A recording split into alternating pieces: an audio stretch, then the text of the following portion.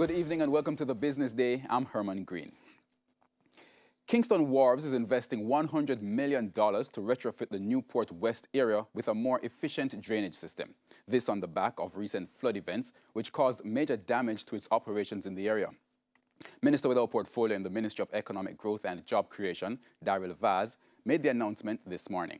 Kingston Wharves has indicated to us that they have a $100 million drainage upgrading for their property, and as a result of that, through the National Works Agency, we'll be working with them in terms of connecting the existing drain to that, which will have a major effect on existing flood events that we've been having.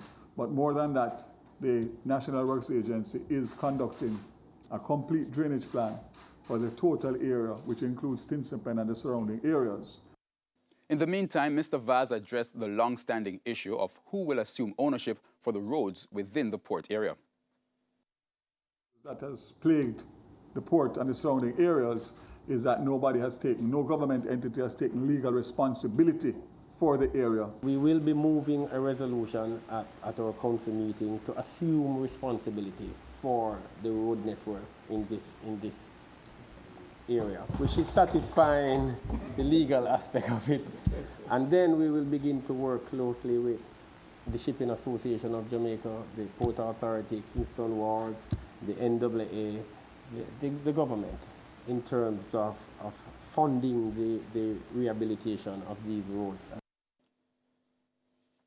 Currency trading ended today with the greenback selling for $127.46. The Canadian dollar is going for $96.03. The pound closed the day at $159.02, while the euro is being sold for $146.95 on average.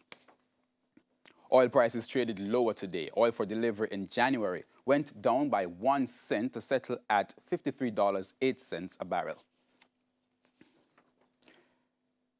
Canada-based Equity Line Mortgage Investment Corporation has released a prospectus hoping to raise $1 million $10 million in an initial public offering IPO. Now, each share is being sold for $2. The offer opens on December 10 and closes on December 31, 2018. If successful, the company plans to list on the Jamaica Stock Exchange, JSE. The JSE index advanced by 2,193 points today, while the junior market index fell by 5 points.